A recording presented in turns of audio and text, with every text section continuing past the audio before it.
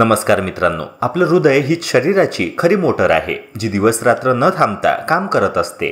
पण जेव्हा या मोटारच्या भोवती अनावश्यक द्रव साचते तेव्हा शरीरात काहीतरी चुकीचं चालत आहे याचे संकेत आपल्याला मिळतात। या व्हिडिओत आपण पाहणार आहोत की हृदयाभोवती पाणी साचल्यावर कोणती लक्षणं दिसतात, ती लक्षणं दिसल्यास काय करावं, तसेच कोणते बदल गंभीर आहेत आणि त्यांच्याकडे दुर्लक्ष करू नये।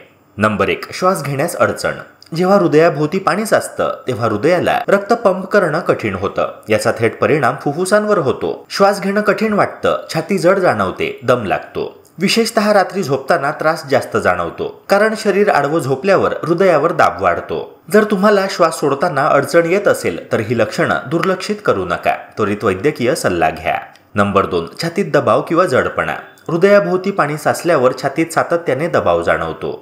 श्वास घेताना त्रास, झोपताना अधिक दाब, हलक्या हालचालींमध्ये अस्वस्थता ही लक्षणं सुरुवातीला सौम्य वाटत असली तरी वेळेत लक्ष दिल्यास मोठ्या संकटांपासून बचाव होऊ शकतो।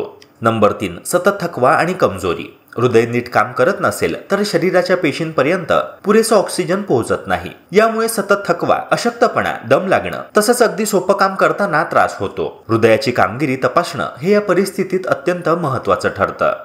नंबर 4, गळ्यात सूज किंवा रक्तवाहिन्यांचा उभार।